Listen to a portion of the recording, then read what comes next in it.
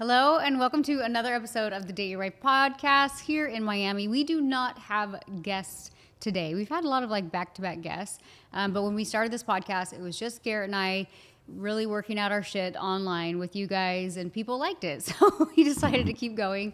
We always say we're not marriage counselors by any means, but we have been married for how many years? 22 years. 22 years next week, and we do have 5 kids and 2 dogs together. And we have built 2 businesses together and separately. So, we're doing it real time, and we try to talk about real life topics that other couples might be going through or what we're going through. So what's our topic for today?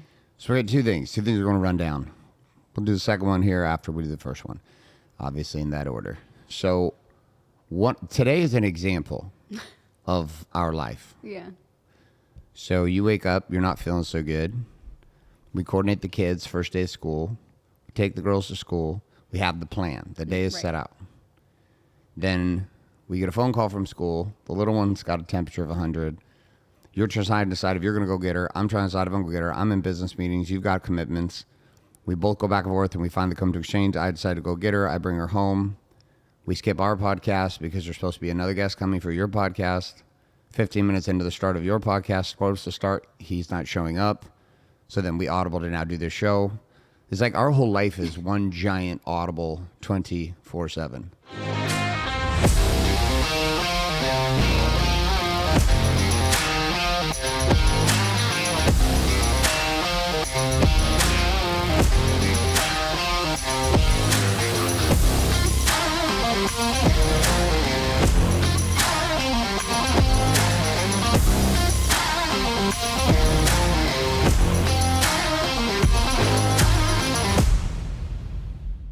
I mean, it was an interesting morning. But I woke up kind of feeling off, and it was like one of those days where I'm like, wonder where today's gonna go. And then it was just a lot of times I'll wake up, and if I don't feel good, I'm like, okay, I'm gonna cancel this and do this, and I don't do that as much anymore. I'm like, let me see how I feel in like an hour or whatever.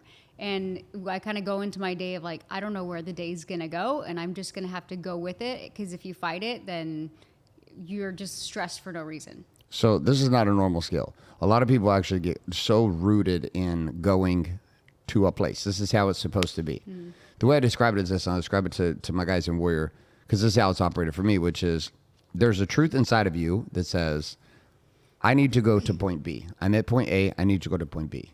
And you get very convicted to point B is my destination, that is the promised land, that's where I must go.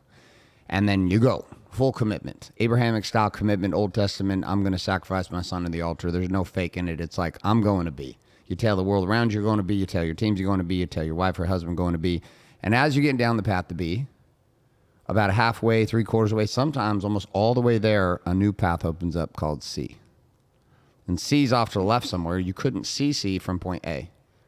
And if you had been asked to go to C, it would have seemed impossible, but it was the progress towards B that set up the ability to even see and pursue C. I think that sometimes you miss a turn.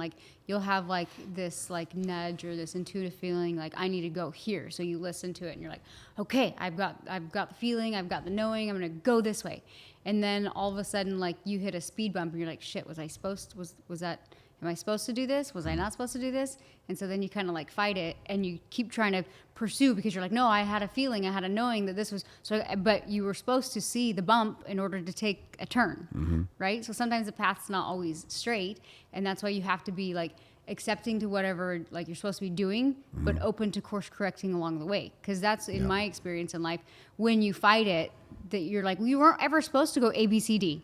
Maybe you're supposed to take a right. You're not. It's not. The calling isn't a straight path. So I was at the gym this morning, and we had one of our guys show up, a client of ours, and I hadn't met him before. He'd just been in our programs. He coaches one of my coaches, and we were chatting, and I got to meet him and get to know him a little bit during leg day, which is a great day to work out together. And I asked him, I said, so how did you find Launch? And he was explaining his situation and the darkness that he was in when he found Warrior Launch and why he got joined the program. And then I found out he was going through an active divorce, which should be wrapped up in the next 2 months. He have 3 kids. Oh, he's at the gym and he goes to one of your programs? No, he came in town. Oh, okay. So he's from out of town. He came in town to be in a coaching session with one of my coaches all day, but got to hang out with us in the morning. So I looked at him, and here's a guy that's been married 14 years. they have 3 kids, and they're getting divorced. And then you have other couples like us. We could have chosen divorce. Like, I think many times you and I both got into terms on this. I mean, I don't think the first time you ever languaged it to me, we were considering in 2016 being done. And we tried this on in a big way. I published a bunch of our text exchanges inside the Stack book, which has been deeply inspiring to so many men and women. Because everybody thinks that this thing is just some smooth, glassy place to the promised land of marriage, which it's not. And there was a decision that we had to make. We could have easily been done in 2016 for Via Corsica. That was like the big moment. We went to Date with Destiny. We started going to therapy. We started having different experiences.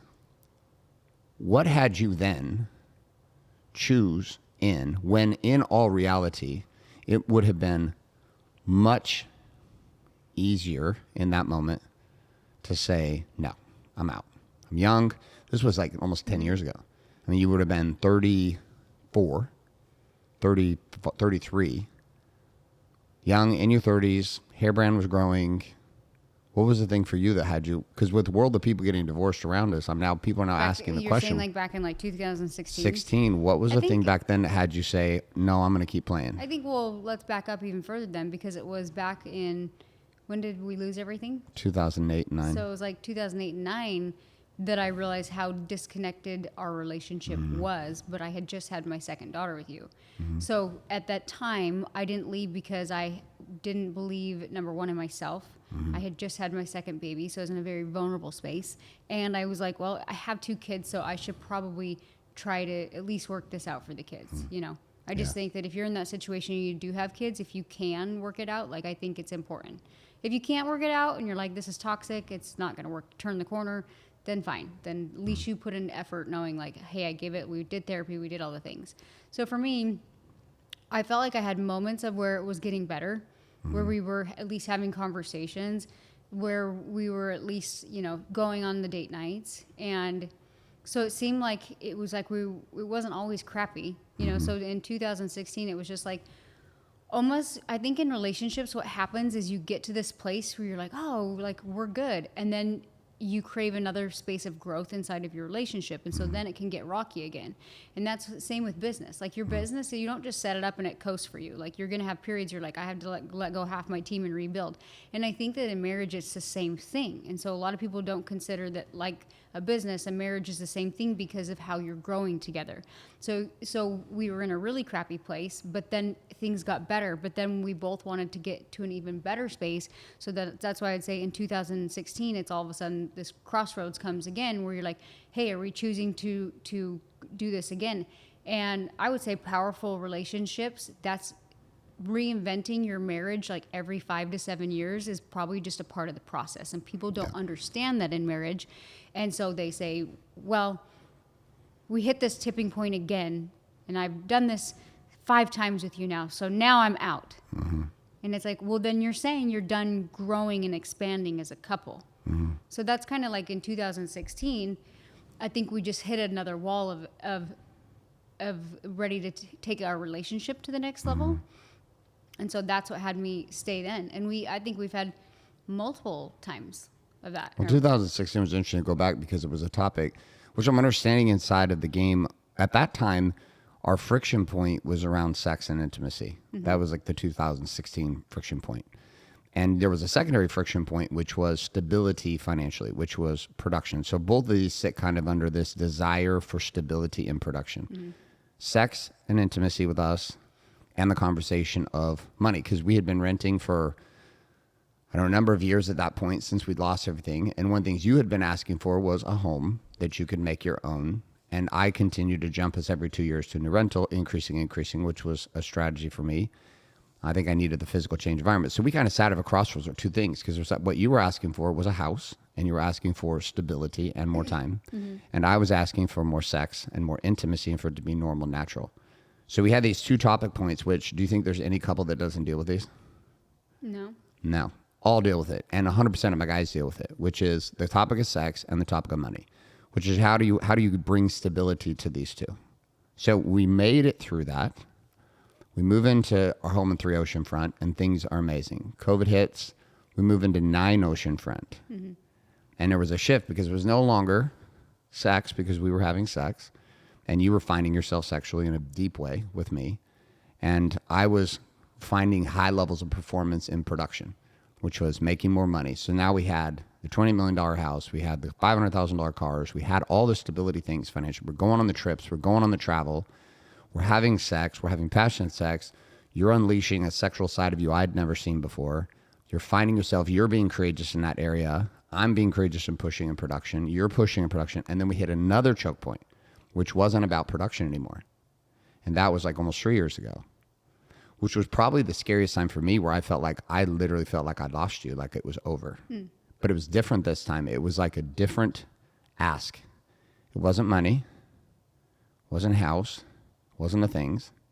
I couldn't claim we weren't having sex because we were frequent and often, passionate. So it wasn't even those things anymore. So the cycle you're talking about hit us again. And the cycle you were asking for at that time was what? I think it was connection, but I also think that connection comes with not just sex, but women feeling safe and open. And what I'm realizing as I talk to you and hear more guys talk is men actually want to feel safe to talk.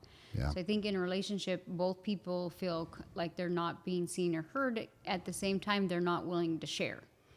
And so I think that we were lacking a level of intimacy in some way. But I also think too, like you can't force it, but you have to work on it. Meaning, like, people think you get married and it just should be natural, and it should be natural at some level. You shouldn't have to force it, but you also there's a difference between forcing it and working on it. You can't force connection, but you can create intimacy through setting it up, like through whatever it is for you, communication, date nights, lunch dates, whatever intimacy looks like for you. Because at the end of the day, like, if the woman doesn't feel safe or connected, she might have sex with the guy, but it's not intimacy for her. There's no soul in it. No, I mean, it still could be fun. Well, sure. It's very physical and it can be passionate, but there's no soul. And you could still not get into it and still be like, hey, I'm fine to do this for my guy. I don't really care. But it's different than when you're like, oh, I feel like he really saw me today. He like poured into me. But it's interesting too, because it can't be like a checklist. It can't be forced. It can't be like, well, I showed up all day for you and I bought you those shoes and I went all in with the kids. And it's like, yeah, you did all the things that by checklist should now say intimacy should be open, but maybe we didn't really sit down and have like great conversations or whatever it looked like. So I just think, I don't remember what you just asked me, but. Well, if I go back to what you were asking for, was presence. Like, you were asking for presence. Like, I was performing and you were performing. I think I was looking for. Like, you and I had become 3 years ago elite performers for each other. You figured out how to perform sexually, and you did an amazing job at it. You figured out how to perform as a mom. You figured out how to perform as a partner. You figured out how to perform as a support and warrior to me. You figured out how to perform the game with me. And I figured out how to perform too. Buying you the jewelry, take international trips every 3-4 months, overnight staycations, 2 double date nights every week. But there was still a piece that was missing, and our performance was starting to crack. I don't think it's a problem to perform. To me, I think of like, that shouldn't be all what you do. But I think of when you say perform, I'm like, well, your love language might not be mine. Sure. So you might have to perform to meet me at my love language. For sure. Right. So what an example in this one is words. Right. Do words of affirmation actually land for you? Yeah. I mean, I don't feel like I need them, but if somebody goes out of their way to like notice something that I am working on or did, I'm like, oh, thank you for like acknowledgement, I guess. Yeah. Well, we were actually talking about this in the car this morning. Well, because I was saying like, here's the crazy thing is like crazy. Tell them just go through what we talked about in the car, because it's true for every single human. I hear like men all the time. They're like, I want to be respected and appreciated by my wife. They need those words. I'm realizing that men want and crave those words, and if they get those words or attention from any other woman, they'll want it even more from their wife. They're like, wow, this is what I want. But the crazy thing is like, I was bringing up a point this morning in the car because I was like, listen, you tell me I'm hot all the time, like almost every day. Like right before this podcast, you're like, you look stunning, you look powerful, you look beautiful. You'll tell me nice things like that all the time. And I'm like, thanks. You know, like I don't hear it the same as like, say I was like, if I'm at the gym and I'm busting my ass every morning and a guy comes up to me and he's like, wow, like you're like the most impressive person in this gym. Great job. Like I'm like, Which happens. yeah, which happens to me frequently. And I'm like, oh, I'm noticed. Thank you. Right. And it lands differently. Talk about that.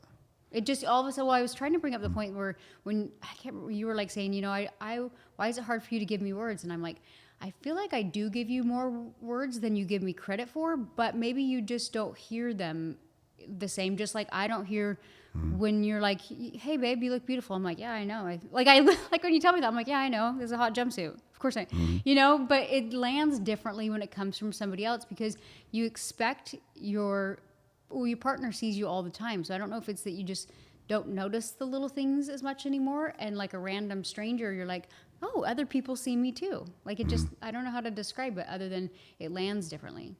It completely lands differently. But you can't let it like fuck up your relationship. Well, this is the challenge though. So look what happens. Look what happens with social media, right? So a guy can tell his girl, and it typically goes this way, and guys are doing what they want to receive. And it's an interesting dilemma because a lot of women, including you, at times don't understand the power of it. If you imagine there's a reservoir in a man, and that reservoir has sexuality in it, and that reservoir has intimacy, respect, and words in it. There's not a man on the planet that doesn't have those two tanks. The feeling wanted and desired sexually, and the feeling of a woman speaking prophecy and truth over that man's power. Mm-hmm.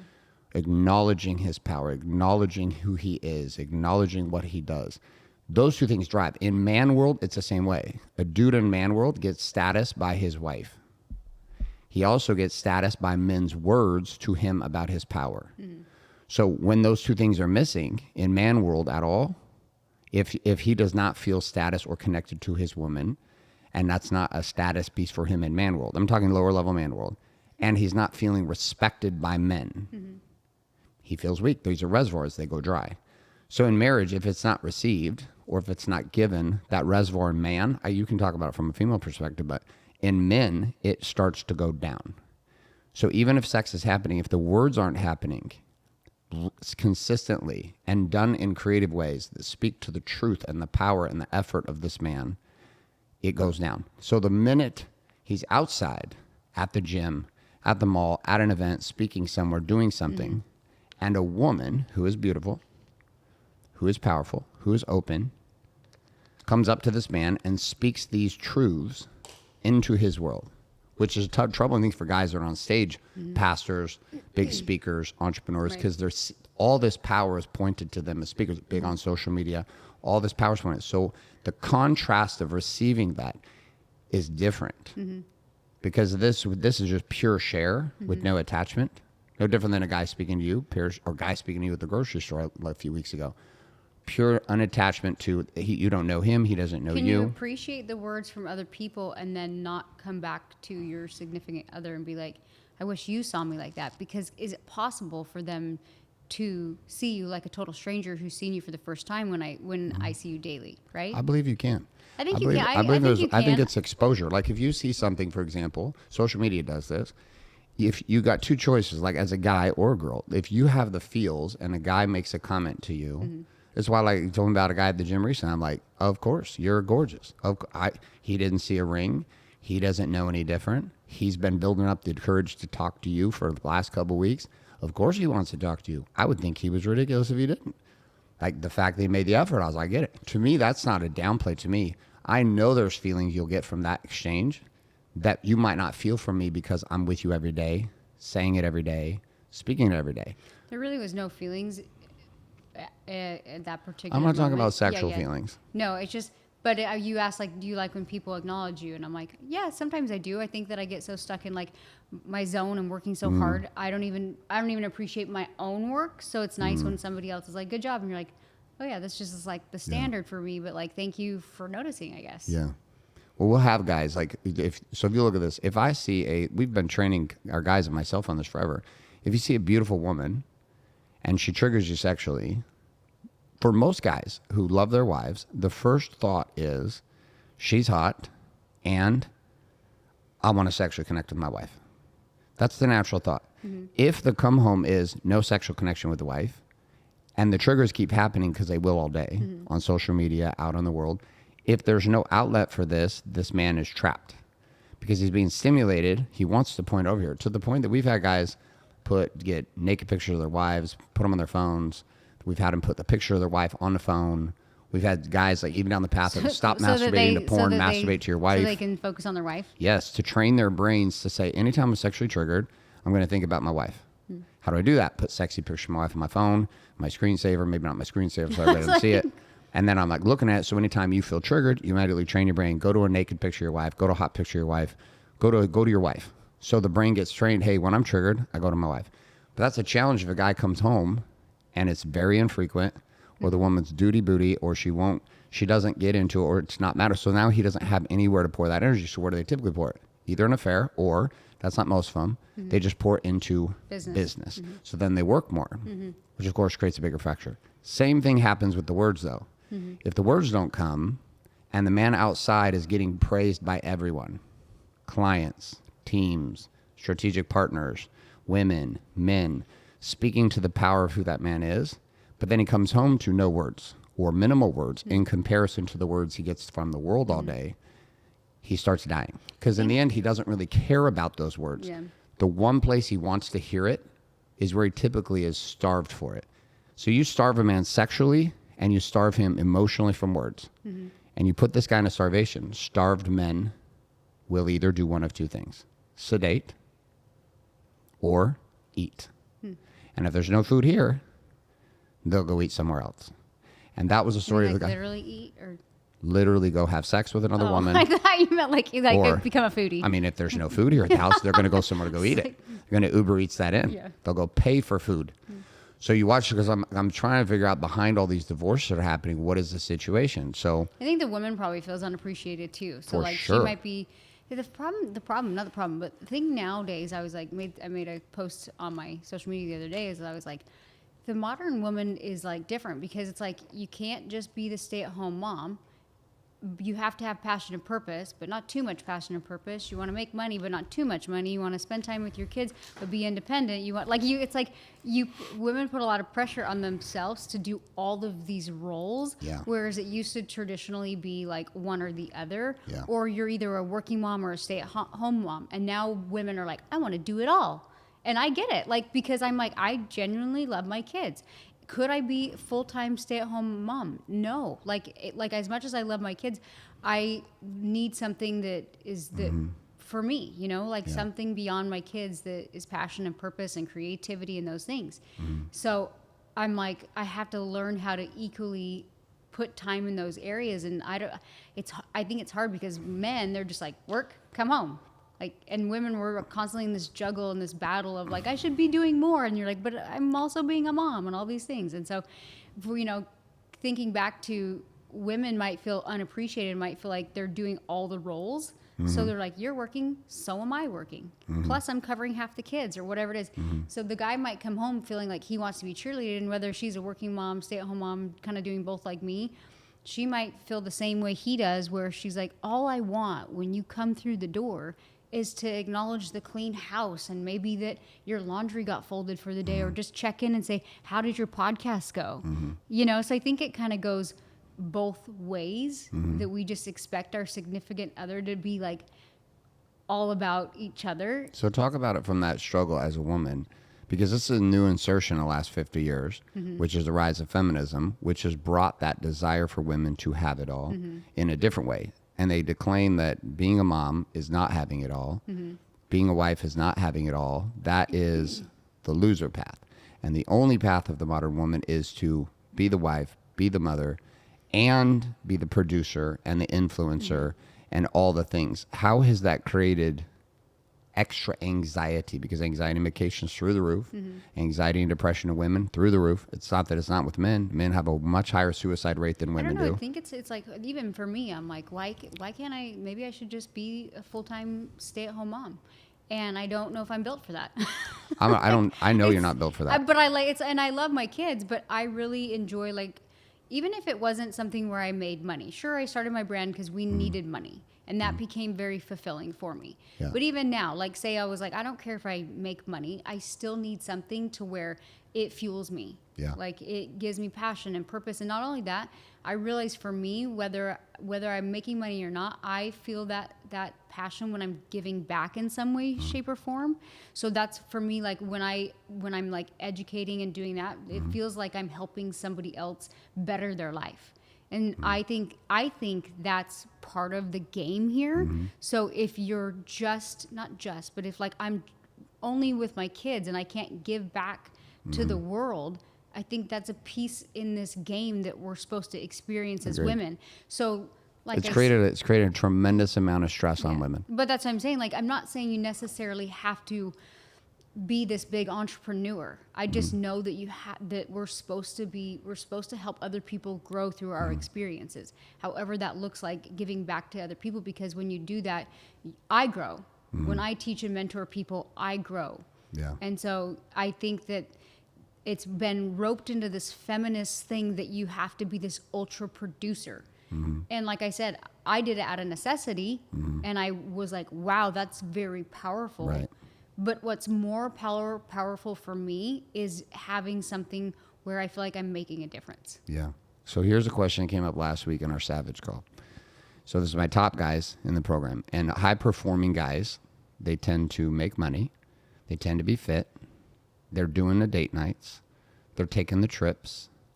They're practicing the warrior's way in their world with their wives. So these are not normal guys. These are guys that they're doing the things. They're sending the messages to their wife. They're sending a message to their kids. They're going on date nights with their children. They're taking their wives on trips. They're getting her out of mom mode and out of producer mode. They're supporting her in her business or encouraging her to launch a podcast, or like they're doing these things by the spades, right?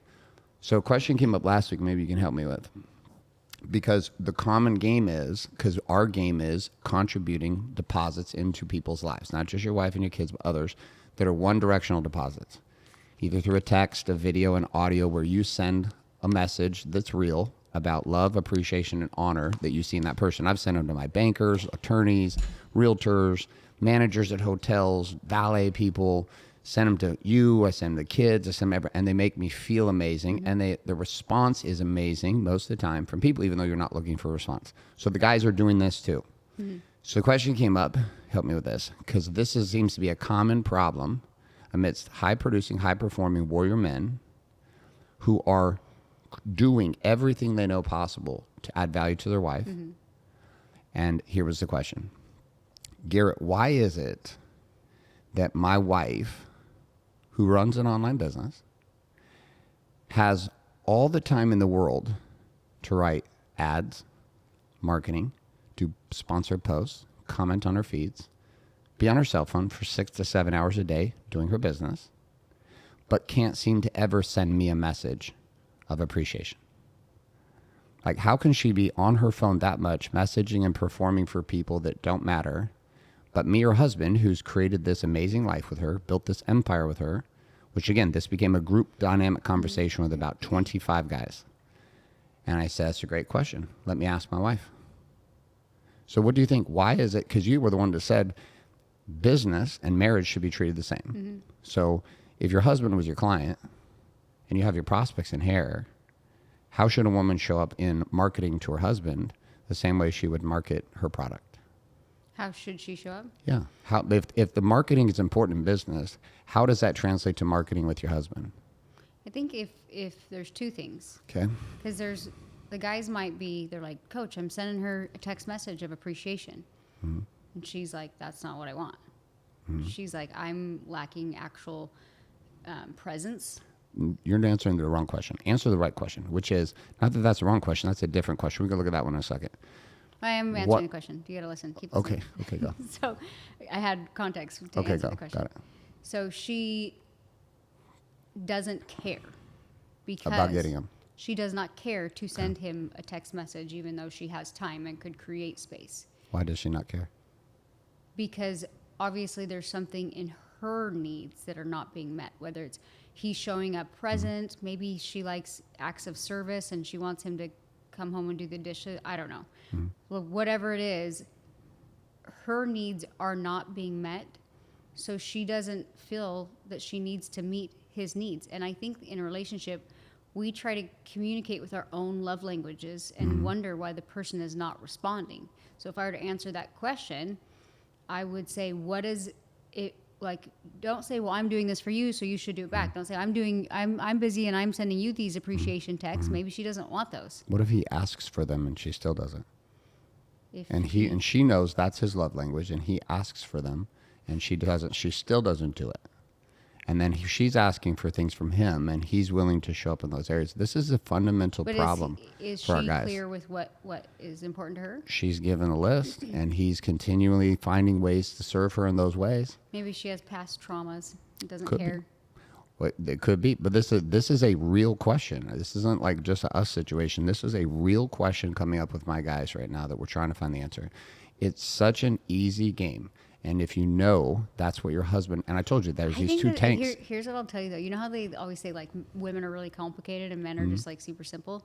I actually think men are as complicated as women. Like, because you'll say, no, I just want these texts like every day. I think both people want the same thing, which is presence, connection, and intimacy. But what if how that to is get a there, bridge to it? Well, that's what I'm saying. Like, Like that that's- doesn't necessarily mean like, so you could say, if you wrote me an appreciation paragraph every single day, then we'd be good. I'd be fulfilled. But what if hold on. Okay. But then if I was kind of like cold and not huggy with you and not intimate and not cuddly and not doing the date nights, didn't take care of myself, like all these other little things, but I sent you, the paragraph or the text of appreciation. If there's lack of connection, if we don't like actually go out and talk or have these moments where we can just look at each other's eyes and we're like, oh my God, you're my person. If you don't have that, the checklist shit doesn't matter. But what if you do have it? The to-do list stuff doesn't matter. But what if you do have it? If you do have what? What if you do have those things and What she things? still doesn't? Is it just defiance? Is it control? Is it a manipulation? Look at this from just a tactical place. She's on her phone all day, sending messages to the world, broadcasting marketing messages to everyone. Most of the people don't matter. They're never going to buy from her, but they like her posts, they comment, they DM. She gets the attention. The man who she's with is asking her to do something, and she is defiantly not doing it. You were only hearing one side of the story. I know, but I'm asking you from this situation. We don't need any more context. Yeah. Why would the woman not do it I just if told she you knows? she's not feeling her needs are met. So why when you don't send them at times, what are the needs that you feel like you're not getting fulfilled? Like let's make it about you and me then. So it's very specific. So if you don't send them to me and I ask for them, what am I not showing up as that has you choose to use that as a path to not send me messages? I don't know. I feel like when I send you messages, they're just like short and sweet. But think about this. On a daily basis, you post on social media. A daily basis, you comment when go back and forth with your teams. You're working on a business every day. You're working on your brand every day. If it was as simple as work on the business of your husband every day with a message, why is that so difficult for you and so many other women? Do you think?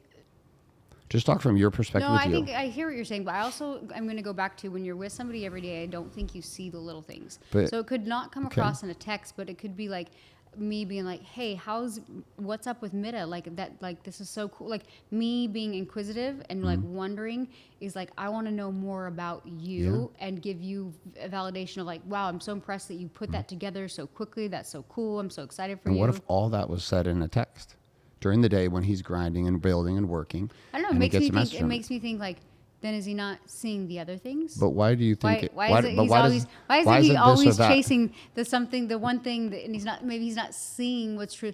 In fact, just recently you've been like very good, like you've been like, oh, I can finally like see you, and I'm like, finally, like you at a new level. I was like, just like our whole life, and now you can finally at a see? new level. At a new I was level. like, that's sad. It's not that I see you. I've never seen you. It's I'm seeing you at a new level. You're the one that even said on today's show, every marriage goes through a cycle of regrowth, and they want more. Why? For one reason, because they want more. Right.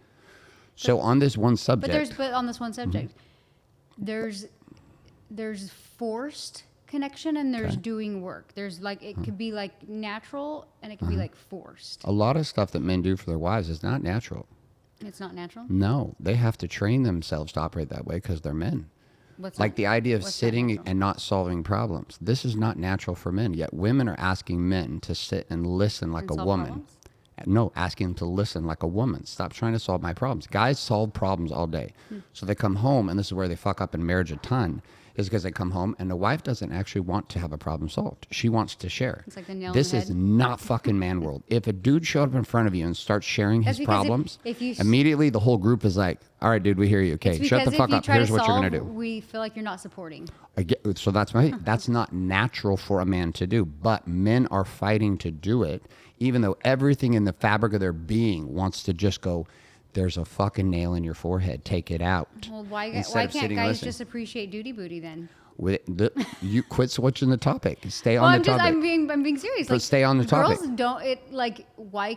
That's like asking why don't you want to have sex with me every day? And it's like girls just not all. But look, but sex most and girls. sending a message every day are totally different. If I was coming home every day, or a man was coming home every day and saying, "Listen, I want to fuck every day." Now, the truth is, guys do. Most dudes want to fuck every day.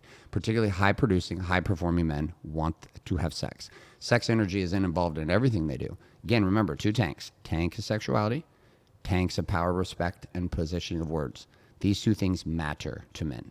They're tanks, and if they start to go down, the man starts to starve. He starts to go, what the hell's going on? Why? Because you're asking me, like, how can a man outside make a comment to a woman, or how can a social media engagement with a person give them so much validation when their spouse is giving it to Well, them? and that's where it's like I think maybe that's fucking up relationships a little bit. I'm sure it is, because if you can, like, think about this. If we get in a fight, and I don't do it, doesn't work the same way for guys. It works this way for women, though. If a woman doesn't feel seen and heard, she now has social media to go feel seen and heard, which means she can actually release the dopamine of feeling seen and heard with social I think media guys every can day. too. Not the same. Really? Not the same, because girls want to be seen, but they want to be sexual, etc. If I'm a gay man and I'm doing it, it's different. When I'm a guy and doing it, yes, you can get attention, but it's man attention. It's not the same. Women, when they post, get female attention and male attention. Way more than guys do. Guys will get male attention. Women post to get men and women attention. I mean, I watch even on your posts, tons of guys I know, like, heart, follow your stories, you're on it. You're getting masculine attention all the time online. Me, go check my DMs, go check everything. Most of my followers are dudes. I gotta be honest. I don't feel like I care that much about social media. Like I post more because it's like a pattern for me. And every once in a while I'm like, oh, that's a pretty photo. Like and it feels nice to be like validated or whatever. But most of the time, like, I don't know if it's because I'm more introverted. I'm like kind of annoyed that it's, that it's there. Like I don't think I need as much validation. I'm certain you don't. I'm certain you don't. A lot of women do. And I'm certain that's true for you. So come back to the one topic. Because there's a lot of things I'm like, ooh, I should be like, even when I tried to do like my fitness page for a minute, or like I love fashion and clothes, and I get to this point like where I'll follow other influencers, and I'm like, I don't know if you're making any money off this, so I just think you're doing it for attention. For sure. I'm like, in fact, most of them, I'm like, I personally know when you were going through your fitness journey, you were definitely looking for some attention. I mean, you worked hard on your body. I think I was more like proud of myself. Like Of I was just like, course, wow, like, which is attention. yeah. But right? then I For the work got, that but I you've done. got over it. I was Yeah. like, I don't like you. How you're like, I'm tired of performing. Like, I kind of got to this place where people wanted me to create some kind of fitness program and sell it, and I was like, it's not my calling, and I'm proud of myself. So sometimes I'll post random things, but I don't care. Like I don't want.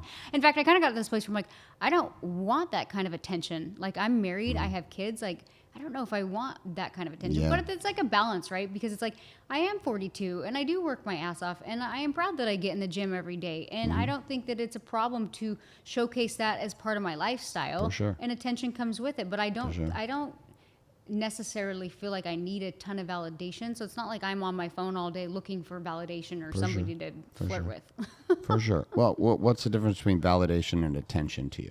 Like being validated, which I agree. You're one of the most powerful women I know in not needing people to validate your decisions, your path, me or anybody. If you decide something, you're doing it because you don't need validation in it. Attention, what's the difference between the two? Getting attention versus validation.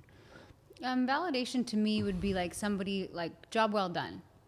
Like attention is just like I see you. Yeah, I don't know. Attention, I don't know how to answer that question. They're I think totally, attention probably falls into the line of feeling seen, because a lot of women, like women who have I cheated actually on their don't husbands. like attention. Like, I kid you not, like, I give off a solid fuck off vibe most places I go.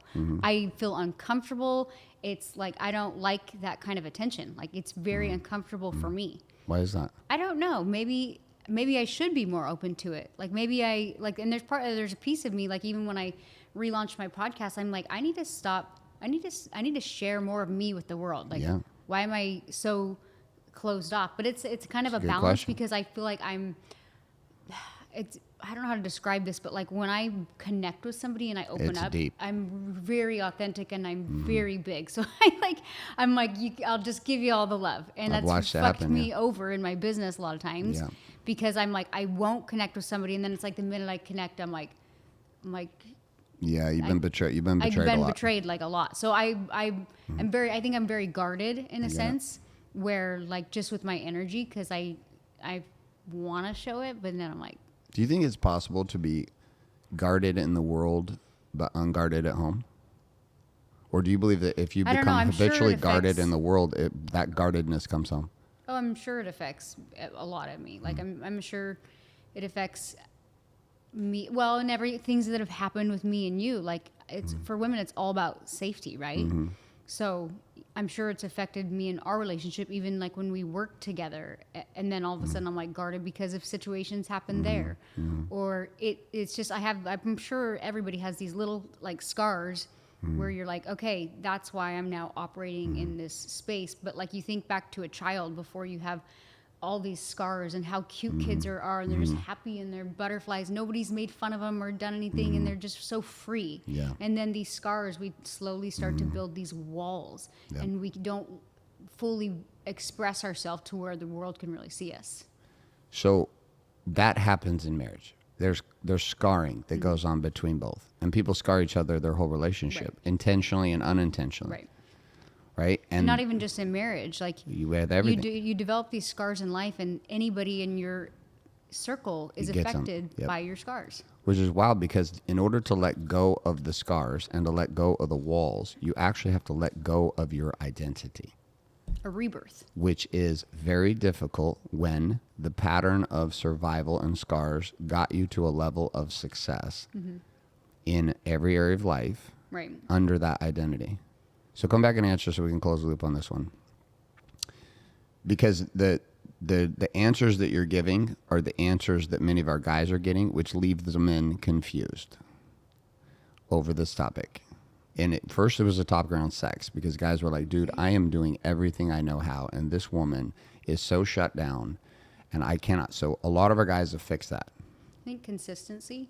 But then there's a second piece that we still have not had a solution to, and hoping you can help me find one. The other thing I can think too, and we've struggled with this in our relationship, is so you decide you're gonna rebirth and you're this new version of you, and you try it on, and you've given it 6 weeks and 6 months and maybe even a year, but your past patterns and behaviors of 6 years aren't fixed in 6 weeks. For sure.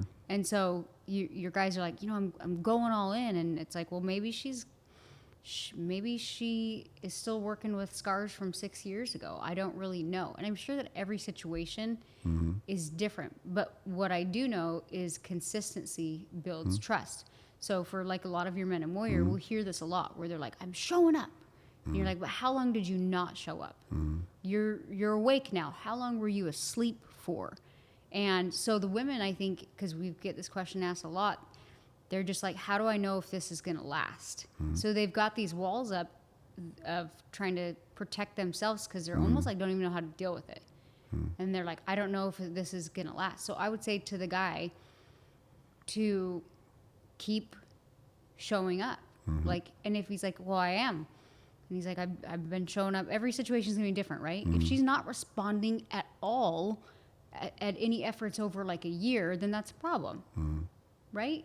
Well, the challenge we have is that our guys will grow so quickly in our warrior vortex. Right, but it doesn't matter. What I'm telling you is, if he showed up a certain way for like 6 years, maybe he cheated on her. She was like, she decided to try to forgive him, which she may not have fully forgiven him, and she's in the marriage because they have 3 kids together, and that scar is rooted so deep that she's just like, she says she's forgiven him, but there's a chip on her that, you know, and maybe, like I said, he didn't show up for 6 years and now he's on fire for a year, and she's like, cool, like, how about you show up for another, 6 years? I don't know. Like, So here's a thought they come with, which I completely respect and understand that side of it. Here's the other side of the equation that's interesting.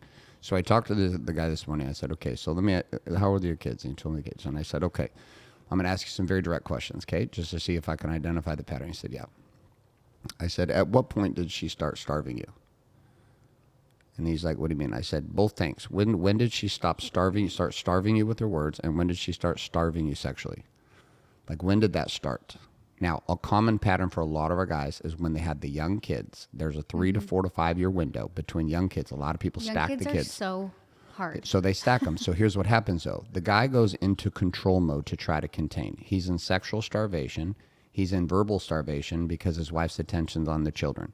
They make it through that season. In order to survive as a man in that season, he ends up pouring himself into work because the pressure of the kids, the pressure of more production. So he does the only thing he knows, which is, okay, I'm going to pour myself into work. Now, look simultaneously at what's happening. Woman's being starved for presence and attention. Right. The man's being starved with sex and verbal affirmation. You have 2 starving people. So when one of the 2 wakes up, like, I've woken up and triggered you, you've woken up and triggered me, I've woken up and triggered you, you've woken up and triggered me, I think that's how it's supposed to go. Somebody becomes more conscious and commands and demands the other person to rise. Someone becomes more conscious, commands and demands the other person to rise. This is healthy. This creates a lot of collision and battle too, though.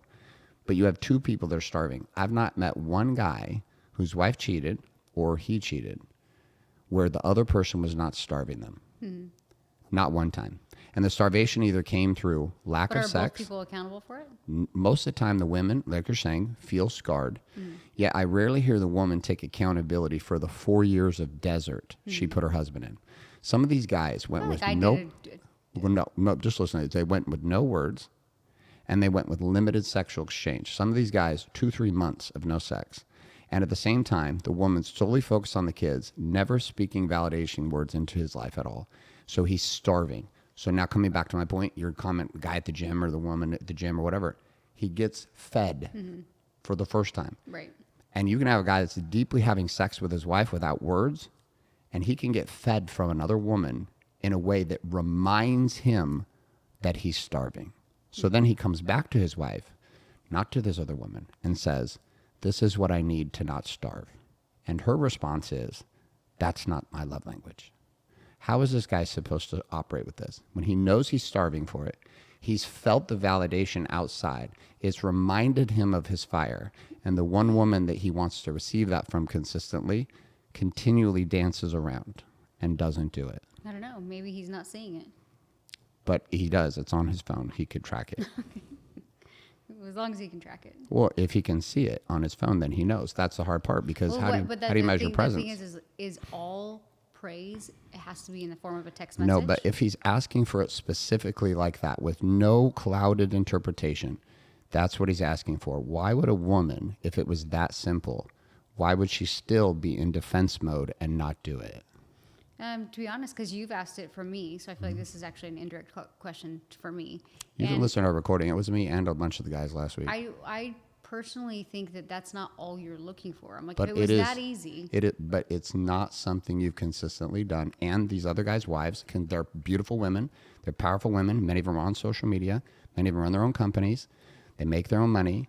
And we're all running into this same choke point. I don't know then. Well, let's just ask you. I know, I don't know. Like I said, like I feel like I give you like short little texts here and there, but I'm more of like conversational with you. But think about this. Think about your Instagram posts and the work that you put into crafting a message. Every day you craft a message. ChatGPT, You craft a message right? And you post it online for people who matter and don't matter. But in that same it's energy, checklist for me. It's just checklist for me. But it doesn't mean anything for me. So for me, I'm like, if you just want a checklist thing, if it doesn't mean something, why do you do it? It doesn't mean anything for me. I know, but when you're posting it, why do you post then? Oh, just for business. Or work. Exactly. Yeah. You are the one that said treat your husband and marriage like a business. But not like in an AI form, because I just put that into ChatGPT. If you do want me to put in ChatGPT, hey, tell my husband the 4 great things I saw about him this weekend, and ChatGPT and send you a message. I'm just asking you why it is such an obstacle and block for you, and why it's an obstacle and block for a lot of beautiful, powerful women married to great men. I don't know.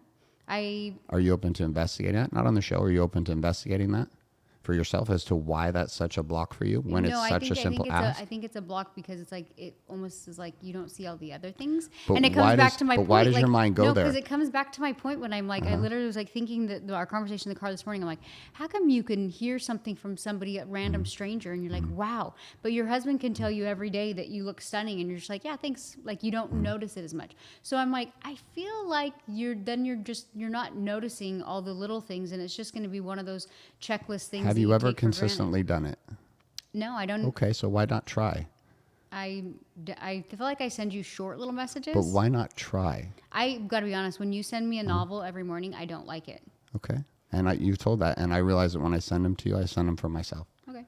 So when I'm asking for it, why is there such a resistance to the simple thing I'm asking? And this is not just for me. This is a conversation that's going on with 35 to 40 different guys that are all very powerful. I don't think that's all you're asking for.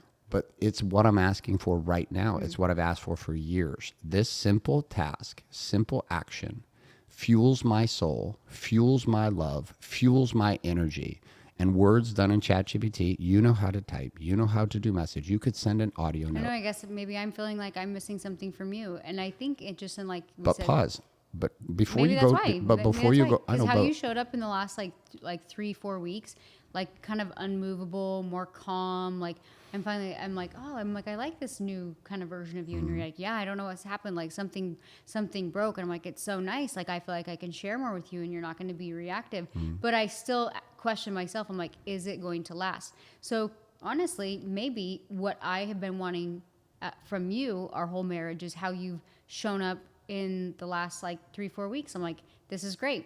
And I see moments where you kind of go back to old version of Garrett, but then there's this calmness about you that's very attractive, that's very unmovable, that feels very safe. And so maybe when you had been asking me for more words of validation or whatever it was, maybe I was like, I'm not fully getting what I want. So now that you are, would you be willing to test while I'm testing? Because I'm in a new phase. It's been 5-6 weeks. A big shift happened for me almost 2 months ago.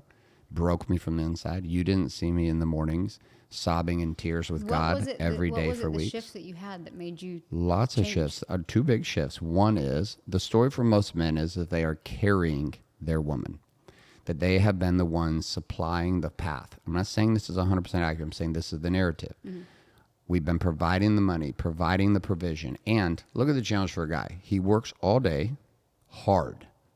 Most guys work hard. They're at war all day. They come home and wife needs a break.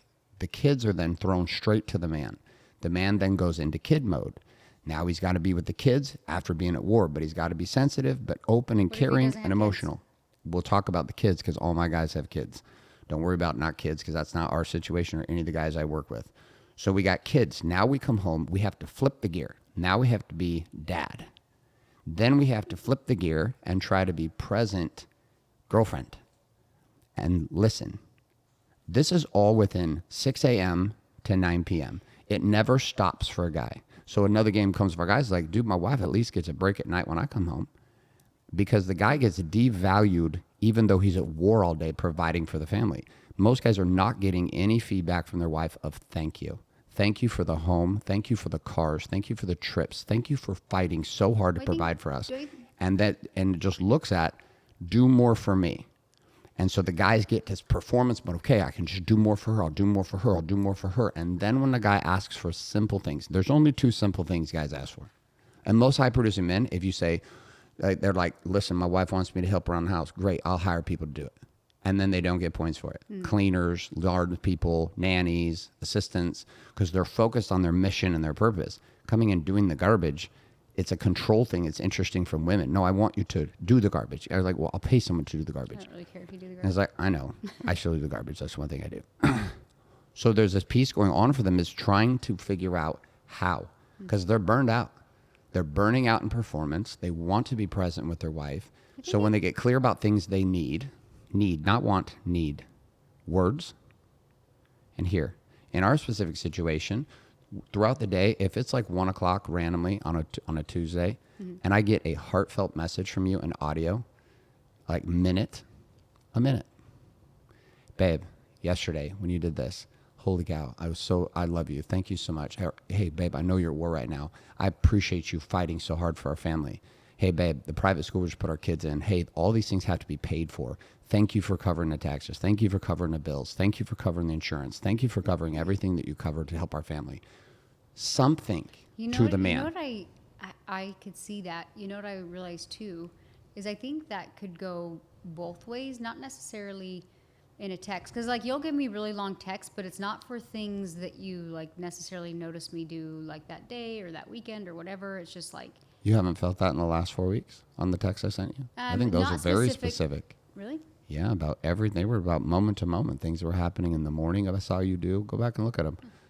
They were very specific the last 6 weeks because I know you didn't like the blanketed, I love you, I honor you, I appreciate you, I'm going to puke on myself. I get it. Because it's like you want to feel like you were noticed for Yeah. the things that you did. Well, coming back to our notice factor that you brought up, go back and scroll back on your text threads and go look at the last 4 weeks of Like text. I said, Dick, you've showed up differently in the last like 3 or 4 weeks, and I've acknowledged that. And I think my soul was like dying to this point where I was like, I get it. This is rough. I get it. You So- were, and I didn't see that.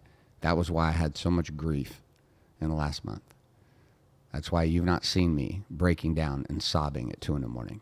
You've not seen me do it day after day after day. As a reality of God flipping the script on me and saying, you weren't carrying her, she's been carrying you.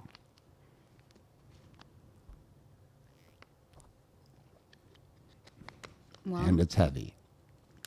And I'm grateful. And I think I'm sad that I couldn't see, even amidst everything I've done. well, then I would say, give me time. Okay? I can give you time. It's good. We've been through it for 24 years so far since we met. So, but Well, know that sometime when you're ready and it's natural for you, I would love to receive daily messages from you when I'm at war. okay, Like messages from my queen while I'm on the front line providing and protecting our family. These words hit in a way an orgasm could never. They inspire men like myself to rise. They allow us the courage to continue to take risks and to continue to take the heat while shielding the family. And for a long time, I wasn't that guy. I used you as a shield. And it was weak, and I was asleep, and I had no idea. And I watch millions of men doing the same thing. And they don't know, and they're clueless, and they're asleep. And we're doing everything we can at Wake Up Warrior with the ushering into the new Warrior Eden Scrolls to try to help men see what we could not see. I'm sitting with young couples this morning trying to help these guys see in the beginning of their production not to screw it up. You have to allow yourself a little bit of grace. For sure. Like, I was even like with what we've with our kids being sick the last couple weeks, and both of us have kind of hit this like tipping point, and then we'll be like, see, and it brings up all these past triggers, and then I'm like, or maybe we had a great day, and we've just been dealing with 2 sick kids for 2 weeks that have been not in school or camps or anything, and like maybe we shouldn't make this little argument into more than it actually was. I agree. Maybe we should look at the positive things that happened amongst toddlers being sick. I get it. Maybe we should not dwell on that life is crazy sometimes, especially with toddlers, and say, see, this is why, and bring up all these past scars and traumas and things you think your needs aren't getting met, because reality is you just didn't get a lot of sleep and you got sick toddlers. Allow yourself some grace. Allow yourself that you're human. Allow yourself to rebuild from where you're at that day, not on where you were at yesterday. I agree. So when you're open and it's natural, know that you have a starving king who only cares about getting words from one person. I can be praised by 1,000 men every day. I can be praised by powerful producers. I can have people tell me every day, you saved my marriage, you saved my life. I didn't commit suicide because of your message. You liberated me because of your commitment. And although all those words are powerful and I receive them for what they are, just like a negative comment on a social media feed, you can get 1,000 positive comments, but your mind is drawn like a moth to the flame to the one message that talks shit. The inverse is true for a man with his wife. The world can praise him, but if he doesn't hear it from his wife, in words, in texts, in random audios that seem like nothing, he goes to war and begins to question what he's fighting for. Why does he fight this hard to provide this life if the one person that he's doing most of it for cannot see him? Are you doing it for me? You should do it for yourself too. Just receive the message for what it is. Because that's just a lot of pressure. Of course, you think the pressure is small on me? Mm-mm. The pressure is massive on me. As a man, the pressure is insurmountable. Women could not carry the pressure that men carry. You're not built to do it. I think in the end, if I'm being very transparent, I think that both people want to be seen and heard, respected and valued. Mm-hmm. And I think at some level, both don't really know how to communicate that. And like right, it's like I for agree. I hear what you're saying, but like I said, this is just my thoughts and feelings. That's great. Go for it. Like I said, you're focused on this one thing, that you're not seeing all the other things that I might be doing or saying or contributing or supporting. So I'm held hostage that you're not held hostage. No, that's how I feel. That okay. This one thing, this text exchange every single day that you think you need, I don't know if that's going to ever satisfy you. And yet you've never tried. So how would you know? This is like saying, I can't ever get skinny because I've always been fat. And then one day it switches and you say, what if I changed my story? What if I don't feel hostage from this? What if I'm actually set free? What if the one thing that my husband's been asking for is actually a gateway to setting myself free, which is freely expressing my love through words to people that matter to me, to my husband, to my children, to people close to me. Instead of just feeling it inside and hoping they get it, you just made sure they got it. And maybe instead of it being a place where you're in hostage, you actually are the one holding yourself hostage by not expressing the love you actually have for me in the world. Because this is what you're doing on your podcast for the first time. You're expressing the beauty I've always seen. It's what you're doing with your books. It's the beauty I've always seen. It's what I've wanted. I'm not pushing you out to other men. I'm not pushing you out to other people. I glory in the fact that people are seeing what I have seen in you forever. And just in the last 4 or 5 years, people are seeing it. I championed you with your fitness. I was so excited because I saw who you were becoming afterwards. I saw what the process did to you, your certainty, your confidence, your power, your certainty in yourself, the way you walk. Like there's a piece of you that's dying, and I think there's probably like a piece of me that's dying too. For sure. But it's like, and that's probably how it goes for each couple. So it's like, is it your partner's responsibility to fill that void? Yes. At a certain level, yes. The same way that I provide this house, I provide the cars. You don't worry about money. You don't pay the bills. You don't deal with taxes. You don't deal with insurance. You don't deal with healthcare. You don't deal with conflict resolution with finances for the family. I deal with all this.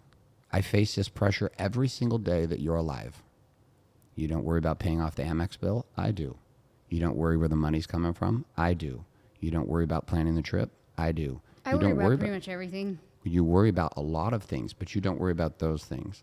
No, So I there are do. things that you worry about for just sure. because I don't, to say I don't worry about those is not Okay, fair. or It- reword it for me so well, it I was gonna sounds say, better just to you. because I'm not physically paying the bills, like I'm always worried about that kind of thing. Okay. Like even, for women, I read you that funny thing on Instagram this morning about like all women are expensive, like choose your budget.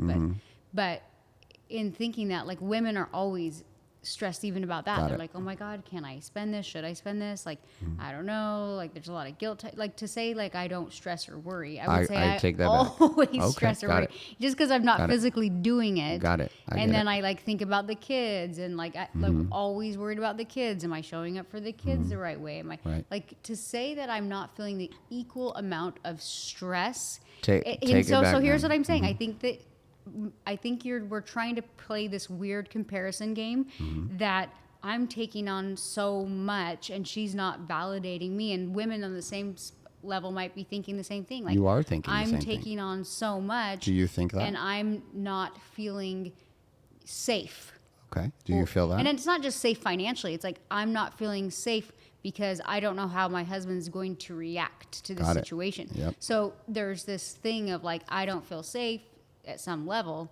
So you're trying to create more safety in your recent calmness for the first time in our whole marriage. And I'm like, agree. this is nice because you're very reactive to the I know. point where I just would figure out how to dodge and Yeah. navigate and I work agree. on me and do all those things. So I'm hearing what you're saying, but there is a lot to unpack here. There's a lot for me to unpack and a lot for you to unpack, because I can only deal with my scars. I can't deal with yours. Those are your scars to deal with. I can work through my accountability and my responsibility and how I've shown up. And you and all women and all the women married to my men at some point have to own their side of the relationship in a place It of takes radical equal responsibility. accountability, for sure. Exactly. And the challenge we have in Warrior is that most of our men are in programs and surrounded by men and coaches and trainers who hold up the mirror to them, and their women are not. So they end up trapped in this place because their women don't have coaches, they don't go to masterminds, they don't have a sisterhood they hang out with that speaks truth to them. So they have their social cliques and their social media and the kids, and then the men are rising quickly, and they're rising fast because they are high performance men, which means once they decide they're going to do something, some of my guys, these guys don't need money. These guys will work on Warrior 6 to 8 hours a day. These guys start meditating for an hour to 2 hours a day. They start ripping and gutting themselves to the ground like I have, and like I have for 15 years. And like 5,000 plus stacks, that's 8,000 hours of dealing with myself over the past 10, 12 years.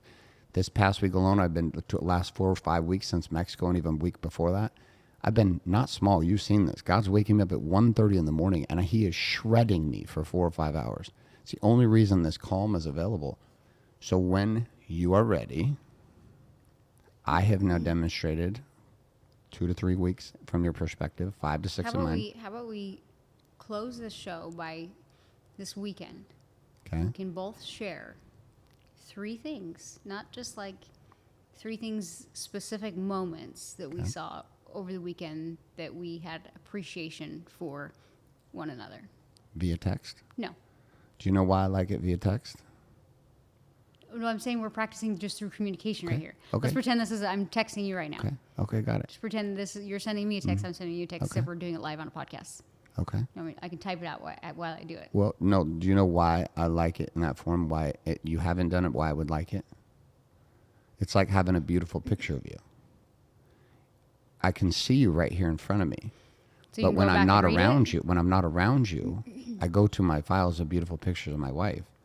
When I'm having a hard afternoon and it's heavy, I go to pictures of you because it inspires me. When you send me a message digitally that mattered, it doesn't just live once. When you share something with me, it lives in the ether of me, but I can recall it and go back, but I can recall it specifically with what you sent me.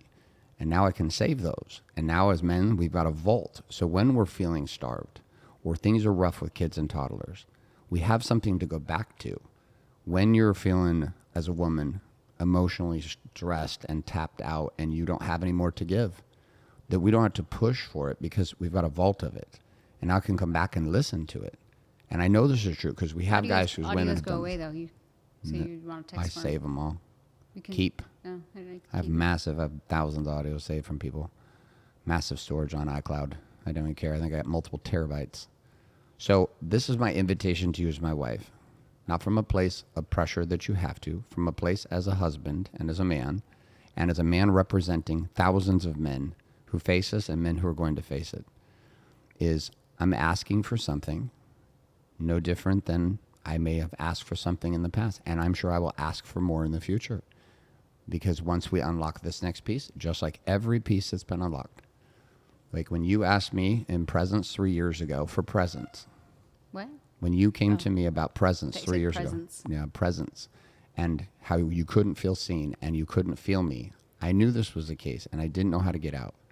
So instead of saying, well, look at the rest of our life. Look at our house. Look at the jewelry you wear. Look at the cars you drive. Look at the trips we take. Look at the date nights I take you on. Instead of going to that, which I didn't, I wanted to, but you had punctured a situation of you were asking for something specific from me.